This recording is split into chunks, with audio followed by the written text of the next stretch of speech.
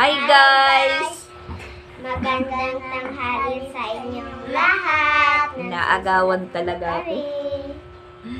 Hi guys! Magandang tanghali sa inyong lahat. Welcome back sa YouTube channel namin ni Papa Bitsayan. Tanghali na po. Nagkakape pa lang po tayo. Sila, kumain na. Ano po yung ulam nyo na kumain? Hot dog. At saka nuggets. Nuggets. Oh, yun po yung ulam nila. Tapos Sabado ngayon. Ito pong suratan ko pala. Sige, si Sia mag-ano. Si Sia, pinapag-practice ko na naman ng pag-trace ng mga liter. At saka si Chrislyn din, na wala pa naman po silang aklat na babasahin. Ayan. Sinusulatan po yung mga papel niya ng pangalan. Tapos, yung ano pa lang nila sa school ngayon, yung nakaraang week, nagkukulor po sila. Nagkukulor. Tapos, pinapabasa po din sila ng mga liter. Mabuti naman po si Chrislyn is nakakabasa na. Nakakabasa na po siya. Pero hindi pa lahat na nababasang-basa na po siya. Basta marunong na po siya bumasa. So, Hindi na po siya na hihiya. So, ayan po guys. Sige, pagpatuloy mo. So, ayan po guys. Dami kong Ano? mag-school nagsulat kasi si teacher talaga yung papasulat ako kung hindi pa ako papasok. Sabi daw ng teacher, kahit at wala pang pasok, pinapagsulat. Ang daldal na ngayon ni Sia. As in, madaldal po.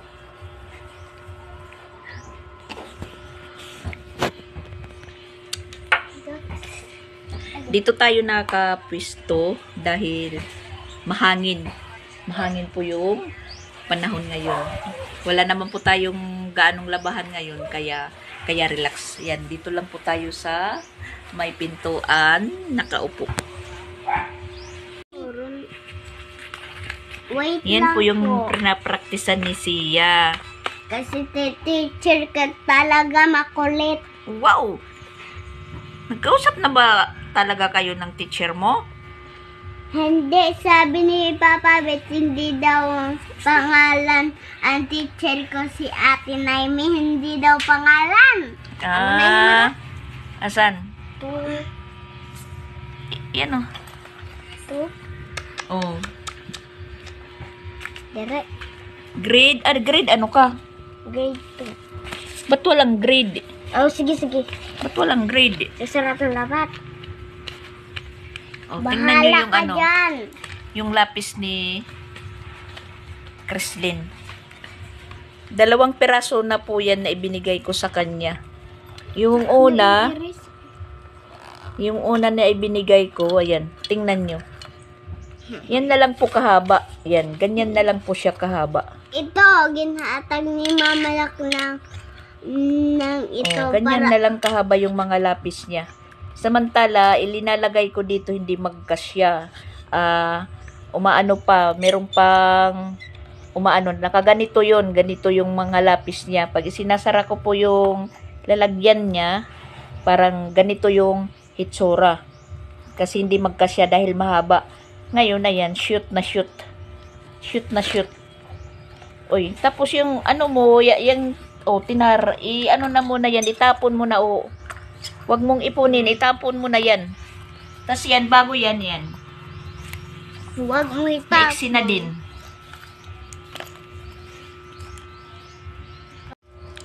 Dahil matalim po yung niya.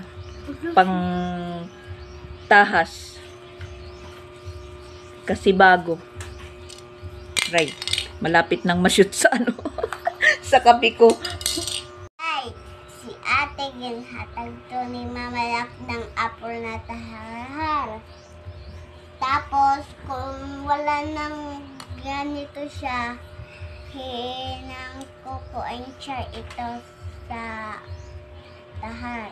Ayusin mo yung pagkwento. Para makaintindi sila. Yung Surat ko ito siya. Hindi masusulat to. Kasi nanonood si Sir Rolly. Si Sing Oli. hi, Sir Rolly Mariano. Hi, Sir Oli Mariano. From Kawayan City, Bulacan. From Kawayan City, Bulacan. Trinambol ni Criselyn. Si Papa Bits andun sa sa office table niya. Yan. Walang damit na naman. Kagagaling lang po niya sa school ni Sansan. Hinatid po si Sansan dahil may practice naman po sila para sa acquaintance. Sa September 6 na po yung acquaintance nila. So, ayan po yan.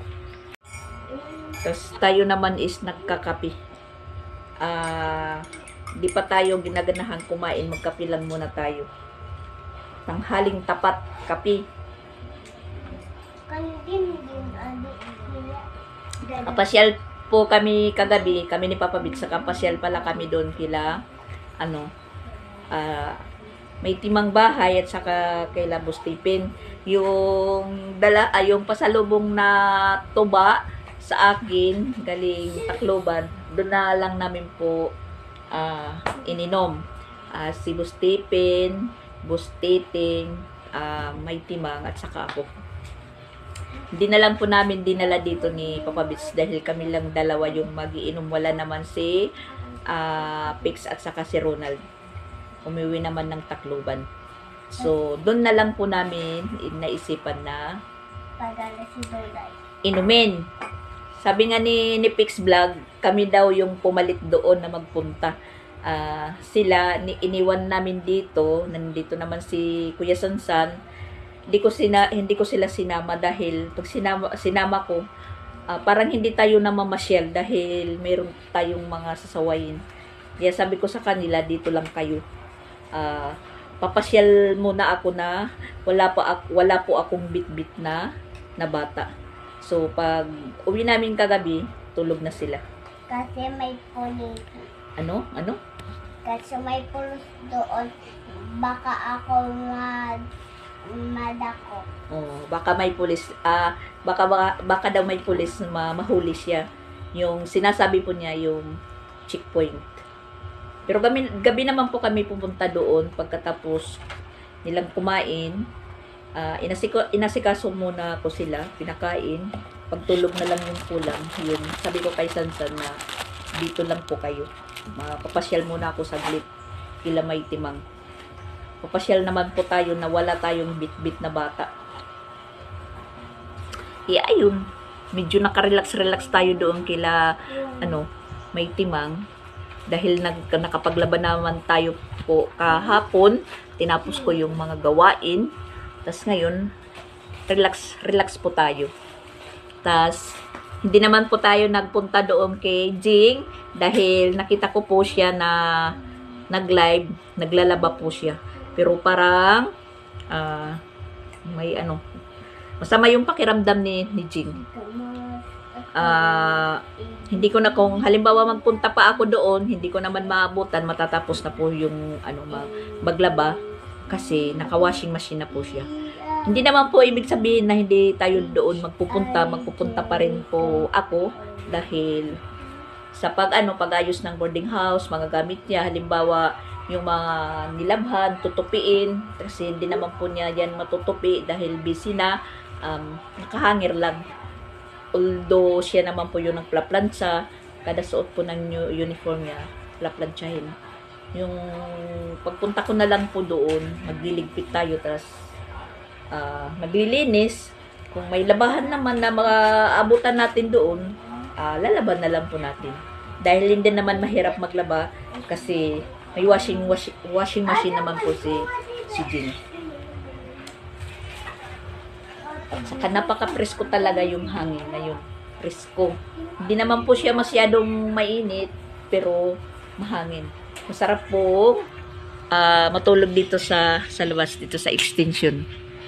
Kung kung tiles, pwede pong magbanig. Tapos may duyan naman, pero ang kaso lang po, pag umano na po yung araw, banda na po dito na naaarawan na po dyan yung duyan. Parang tambayan lang po yan. Mabuti yung panahon namin dito, pero sa ibang lugar, meron pong maulan. Tulad ng Manila siguro may ulan. At tapos sa Hong Kong, kahapon, malakas ang ulan doon sa Hong Kong, sabi ni Mama Walin, dahil may bagyo. May bagyo po sa Hong Kong. Dito naman, mga ilang araw na po na maganda yung panahon, hindi maulan. Mabuti na po yung ganun lang, hindi mainit, basta mahangin, basta hindi lang po umulan. Kaya po nagsulat po ako ng number. Number. Nagpla-plus po siya. Marunong ko mag-answer niyan. Ha? Na-answer mo na yan, plus plus. Hindi naman yan, 2 plus, masa man na? Minus.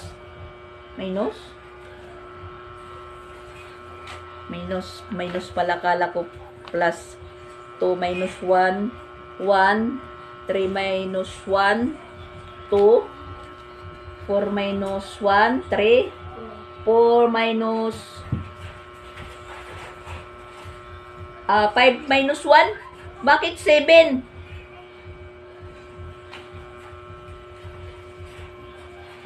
Tapos si tuloy si Christine. Mali yung isa, mali. 4 minus 1, 4 minus 1, 7 yung 7 ba yan? Or 4? Sakto pala. Kasi yung kasulat ni Christine sa 4 parang 7. Tama pala. Sige. Pagpatuloy mo na yan, sige, patuloy ka dyan. Tama yung ni sir mo. Mas marunong pa siya sa minus kaysa sa plus. Nahihirapan siya sa plus. Yung lang niya, yung bit lang po niya, yung bawas-bawas, yung dagdag, nahihirapan po siya. Yan guys, tingnan yung susulat ko. Yan. Ano po yan? Hindi po ballpen yung gamit ni Sia. Yung pang-trace na, yung tinta na hanginan, nawawala po siya. Na kusang na lang pong naglalaho yung sinulat. Kaya pwede pabalik-balik. Boy dito mga YouTube. Minsan po sinasabihan niya ako na napapagod na daw siya, pabalik-balik na lang daw yung sinusulat niya. Siyempre, pabalik-balik para matuto. Ito, dak ng babayang magiling sila. Magbabayang magiliw? Oo, mga dak. Mga dak? Tapos mga baboy nang magpupunta sila sa talinga. Tapos ito, strawberry, pupunta sila dito. Hindi yan talinga. Tinga. Ano yan? Tinga sa baboy. 1, 2, 3. 1, 2, 4, 5. Wag mo na kayong magduok. Yan po yung magiging trabaho natin pag nag-ano na si Sia. Gumpisa na po yung klase niya. Tuturuan ng tuturuan. Di kagaya ni Chrislyn, hindi ko naman po siya masyadong tinuturuan, pero natuto din po siyang magbasa. Kasi yung teacher nila sa grade 1, iniisa-isa talaga silang pabasahin. Bago po sila umuwi, pinapabasa muna. Ngayon naman, sa grade 2, meron po silang TV. Tapos, yun, inaano na lang po, pinapakita na lang po yung mga liter. Malalaki naman po yan sa TV. Tapos doon po sila nagbabasa. Maganda yung room ni Chrislyn ngayon ng grade 2. Parang bahay lang. Mas maganda pa po yung ano, yung lababo kaysa dito, yung room nila Chrislyn, maganda yung lababo. Maano yung teacher nila dahil may ano, may-ari ng isang hardware. Kaya pinapaganda po niya yung room nila.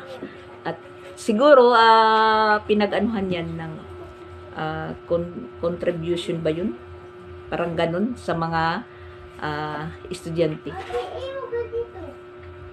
Yung ano nila sa CIS gym, bagong renovate, na tatandaan ko po yan, tag 50 pesos yata yung ano, yung contribution kada estudyante.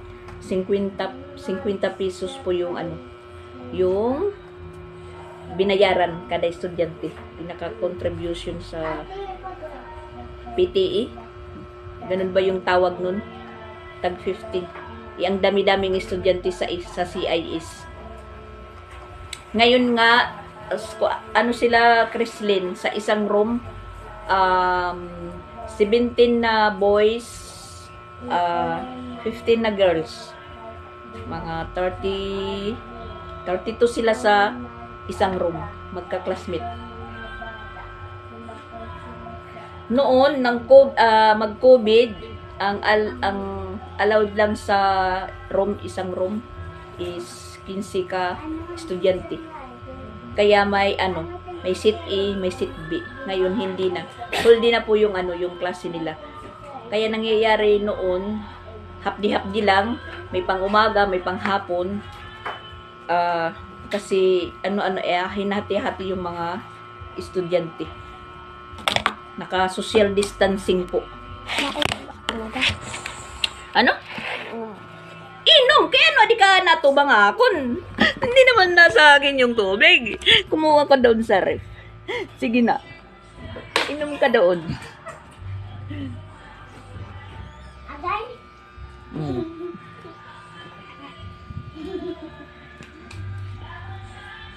Hinaya. Naging project ng whole year yung pag-renovate ng gym sa SCIS. Ngayon naman, noon na pagmitingan namin noon, yung susunod na project po yung pader sa likod dahil nasira na po, tas medyo papataasan kasi yung mga estudyante minsan doon po dumadaan, nag-over the bakod, ganun ba? Malakas yung sound. Sana hindi po marinig sa sa video ko. Baka naman ma-copyright po tayo. Yun po yung yung post ng isang video natin, pag may naririnig na sounds, nakaka-copyright po tayo. Tulad nung isang araw, yung hindi ko maintindihan kung saan pa ako na-copyright kasi parang wala naman po akong naanuhan na sounds, pero sabi ni Pix, baka yung yung banda doon sa eskwelahan nung Lunes, kasi nag-video naman po ako nung pagpasok na ni Chrislyn, unang araw ni Chrislyn na pasok, naghahanap po kami ng pangalan niya. Yun lang po natatandaan ko na parang pero sounds yata yun sa gym or banda, kasi magpa-plug ceremony na nun mag-uumpisa. Baka doon po ako na-copyright. Pag copyright po yung upload natin, wala daw yung bayad sa sa YouTube. Sa sa YouTube daw, hindi ko alam. Kaya ngayon malakas po yung boses. Sana hindi po marinig sa video natin, baka ma-copyright na naman po tayo. Kaya nilalakasan na lang po natin yung yung pagsasalita natin para hindi po marinig yung yung sound. Sabi nga ni Ate Cha, lakasan na lang po natin yung boses para hindi po marinig yung yung sound sa kabila.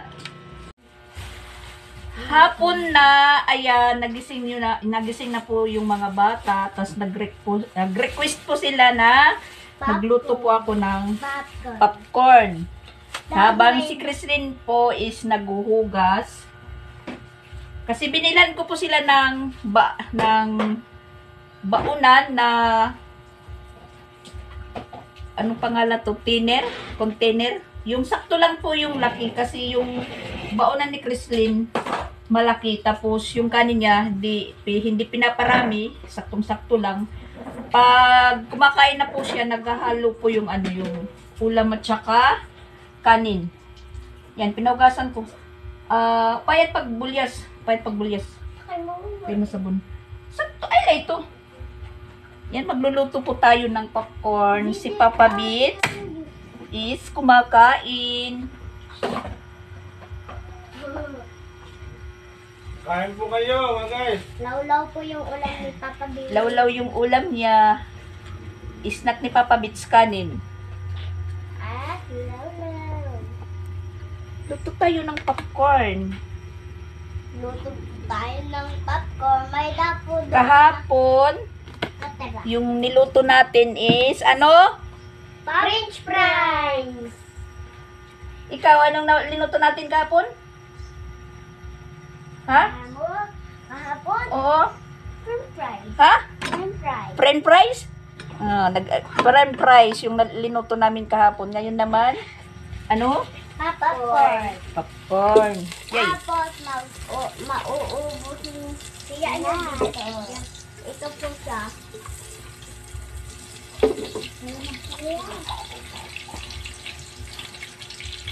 Popcorn.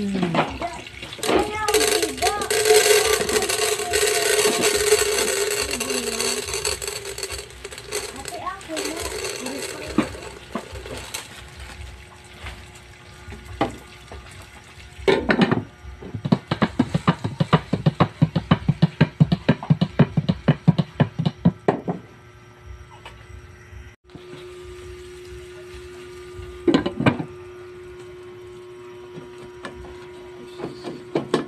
Ako mahal. Tapos, yung lulutuin ko naman na ulam para sa hapunan. Ayan, bumili po tayo ng bulad.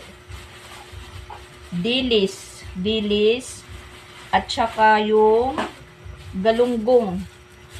Tag 65 yung 1/4 sa galunggong na bulad. Yung dilis naman is 70. Yan. Bulad. Kasi gusto ni Papa Bits na maggata naman po kami ng bulad. Lalagyan po namin ng malunggay. Ayan, nag-umpisa na po pop yung natin, popcorn.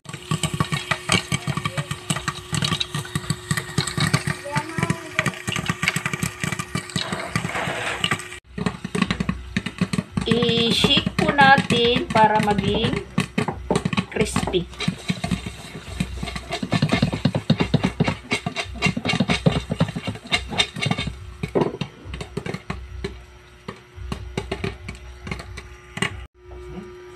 Halos po mapuno yung yung linutuan natin.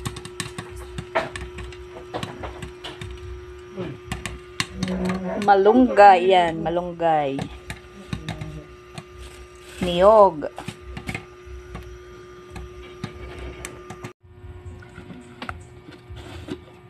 Lagyan na po natin ng cheese. At pinabili ko yung mga bata ng Coke para kaparis. At parang natatakam ako kay Papa Bits na kumain ng Pawisan Lawlam. na ako, guys, kasi dalawa na nasi nilagay ko. yan. Yan po yung ng mga bata. Napakain din po tayo dahil tayo kay Papa Bits. Parang nakaramdam po tayo ng gutom. Sa totoo lang naman hindi pa tayo kumain. Almusal at saka pananghalian.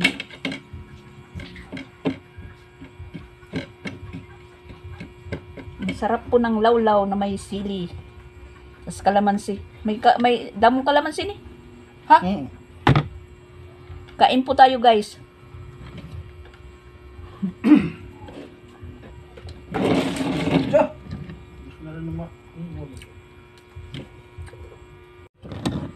Kain po kayo, Mami May. Tsaka si Rolito. Kain tayo. Snack to, snack.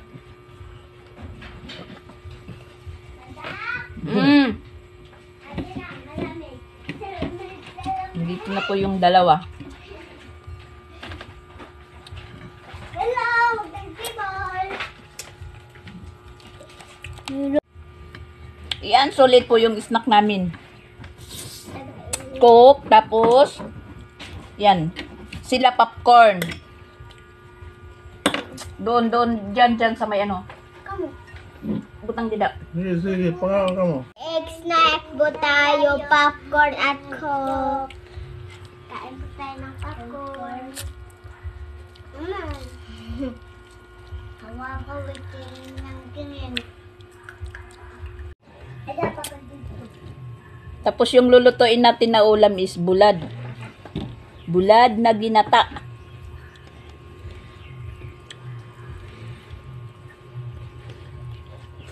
Okay.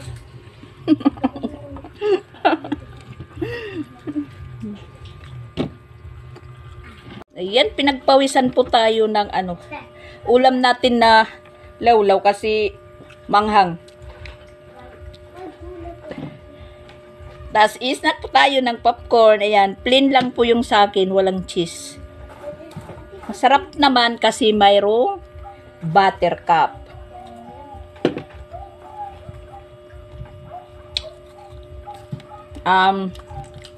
Bagay sa coke.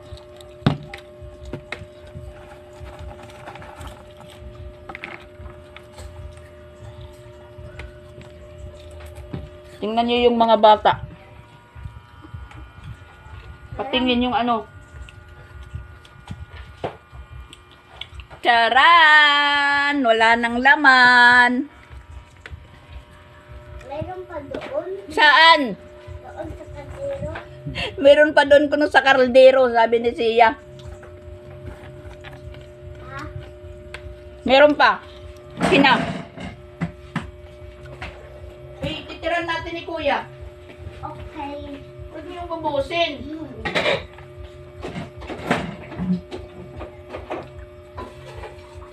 Wawa naman kayo kay Kuya. Tama na. Hindi makakatikim. Ayaw na pagsakay, kaya may ka mahulog. Sorry po, guys. Sorry po, guys.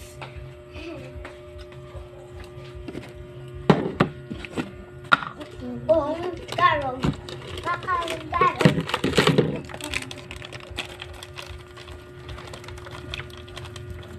Takip, akin na.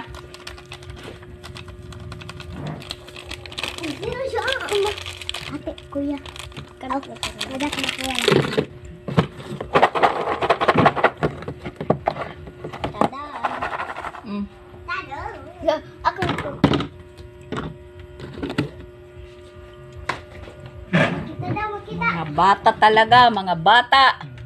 Wala. Oh, mahuwad! Naku, mahuwad pa yung coke. Hi po guys, ano po muna ako naghuhugas kasi si Mama Rax magluluto at si Sia yung magsising dito. Maglilinis! Lababo. Tupa. Dapat dire. Pati sa suga.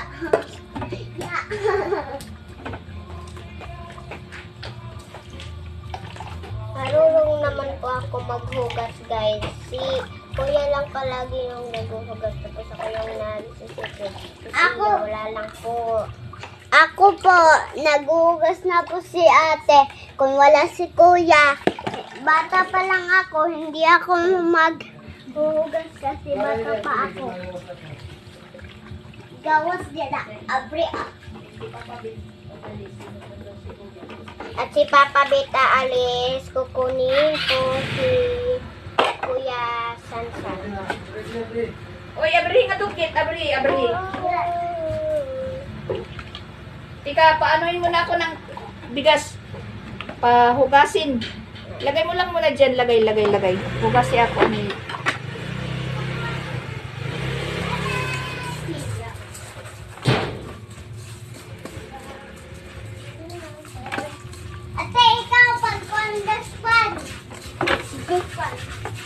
Kukunlay mamarak ng bugas. Oh, Ang bugas. ayaw hit. Yan, nagawin lang. Yes, pa tayo.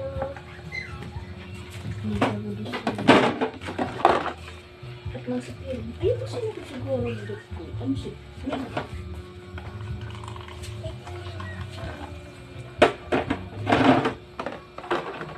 Magluluto tayo kasi wala na po si Pex. Pumunta na siya ng Tacloban. Siya naman yung mag-ano doon kay Ate Isra kasi palagi na lang po siya nang dito, guys. Dito. Sila Ate Isra, Try. wala na. Kaya umuwi si Tito Pixla. Umuwi muna. Umuwi muna kasi wala namang ano, trabaho.